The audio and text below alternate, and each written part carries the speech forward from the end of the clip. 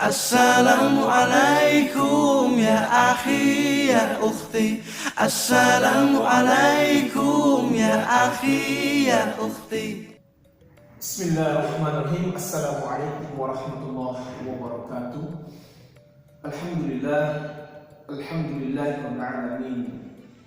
Assalatu wassalamu ala asyrafil anbiya wal mursalin wa ala alihi wa ashabihi ajma'in. Amma ba'd.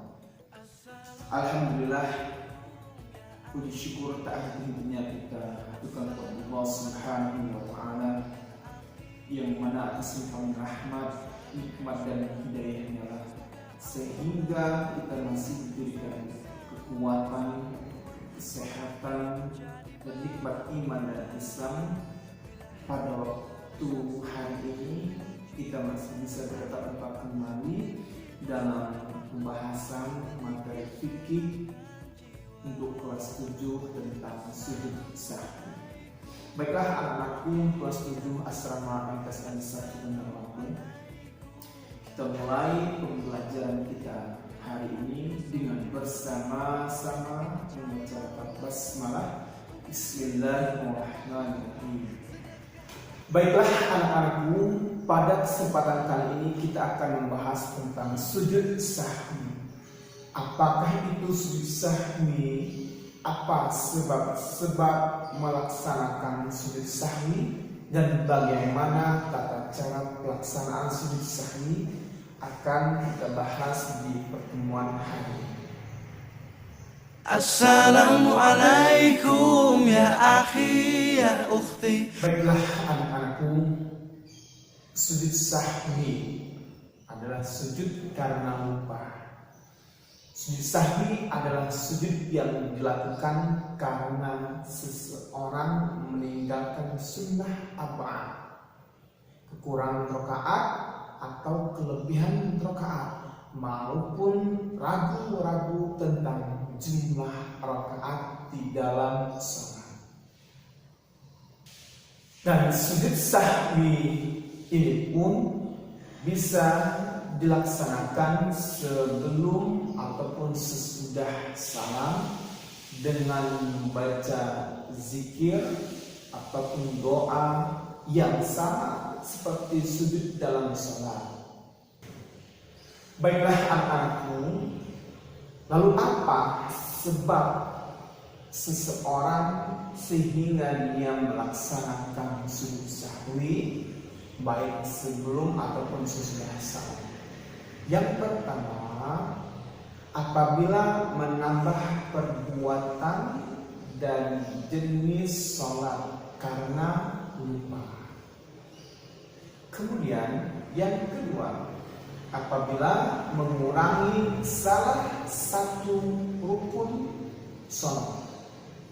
Yang ketiga, apabila meninggalkan salah satu sunnah ab'ad seperti lupa membaca tasyahud awal. Kemudian yang keempat, apabila ragu dalam jumlah rakaat sholat. Baiklah anak-anakku, sebab yang pertama adalah apabila menambah perbuatan dari jenis sholat karena lupa, seperti berdiri atau duduk atau sujud. Misalnya dia rukuk 2 kali atau berdiri yang mana semestinya dia harus duduk. Atau contoh berikutnya, dia melaksanakan sholat 5 rakaat yang mana seharusnya dia melaksanakan sholat yang berjumlah 4 rakaat. Nah, apabila perbuatan seperti ini kita lakukan atau siapapun yang melakukan, maka kita harus melaksanakan sujud sahwi. Baiklah anak-anakku, sebab yang kedua adalah meninggalkan atau mengurangi rukun salat. seperti salam sebelum cukup rakaatnya, seperti orang yang sholat 3 rakaat pada sholat yang 4 rakaat, kemudian dia salam, lalu diingatkan atau tiba-tiba kita teringat bahwasanya kita baru melaksanakan sholat berjumlah 3 rakaat, maka kita harus berdiri tanpa bertakbir dengan niat sholat, kemudian melakukan rakaat keempat sebagaimana sholat seperti biasa di rakaat yang terakhir, kemudian membaca tasyahud akhir dan salam. Setelah selesai salam, maka kita melaksanakan sujud sahwi setelah salam. Baiklah anak-anakku, kemudian sebab yang ketiga yaitu apabila meninggalkan salah satu sunnah arba'ah seperti lupa tasyahud awal, gugur baginya tasyahud awal, dan wajib baginya melaksanakan sujud sahwi.